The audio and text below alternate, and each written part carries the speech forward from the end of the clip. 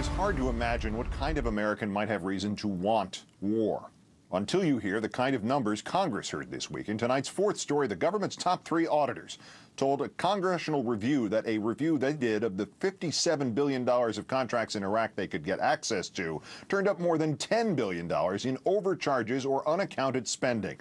That's one mysterious or stolen dollar for every 6 actually spent. And who knows how that ratio will change when the remaining $300 billion in Iraq spending is audited. Where's all the money going? That could be funding proper armor and supplies for our troops. One company accounted for more than 10 of that $10 billion, $2.7 billion of it, than any other company. Halliburton, of course. Its CEO, David Lessar, took home more than $12 million in 2005, according to Forbes magazine. Lessar, of course, got where he is thanks to Halliburton's previous chief, Vice President Dick Cheney, the single greatest proponent, at least obviously, of the Iraq War. Democrats are not only holding hearings to expose the problem. Yesterday, they introduced legislation to not only stiffen penalties for war profiteers, but also to make more contracts competitive and to require actual qualifications for some of the contracting oversight jobs now being held by Republican political appointees. Let's bring in Robert Greenwald, documentary filmmaker who looked at this nation's war profiteers in his movie Iraq for Sale, which is now out on DVD. Thanks for your time tonight again, sir.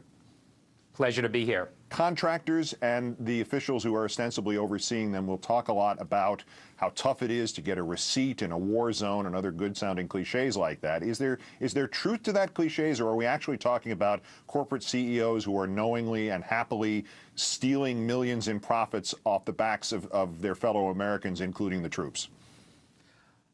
I think it's an obscenity what's going on. Corporations know how to make profit. Corporations know how to make money. They're not supposed to be fighting wars. They're not there to win hearts and minds of people.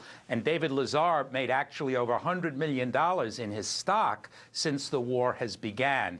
To me, that's outrageous. And what do these guys want? They want a blank check. They want to be able to fill in the zeros. And they make a petty bank robber like Jesse James look like nothing. $10 billion that we don't know about, 2.7 is attributed to Halliburton. Other than that statistic, why do we keep hearing specifically about Halliburton?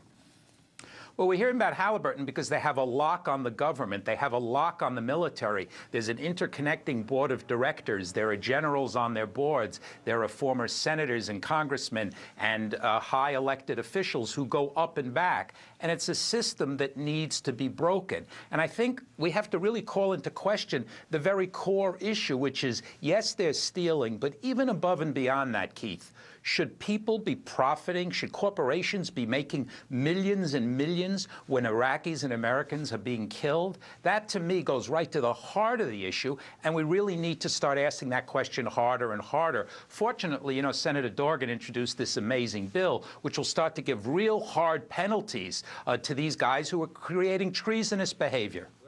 About Mr. Lessar, not only is he a Bush donor, he also sits on the board of something called the American-Iranian Council, which identifies itself as a catalyst for change through dialogue and understanding. Is this man and the other contractor CEOs, are they actively involved in getting pro-war candidates elected to office? And, you know, if so, why are they doing that?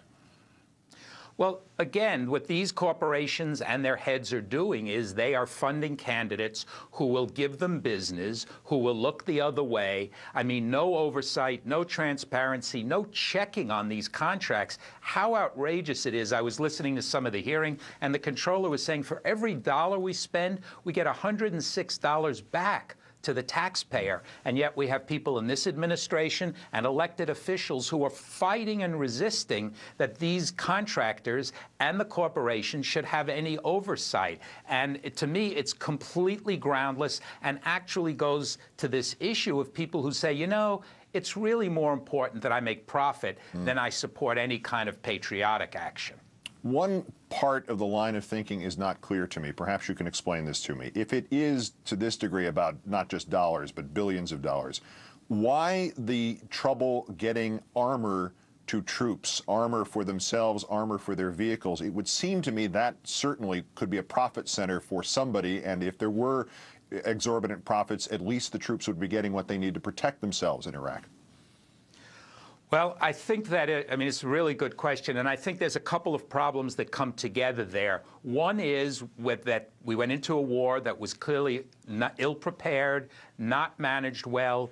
All the logical steps that you need to take were not taken. We went to war without enough people and without enough support because the administration was trying to do it on the cheap.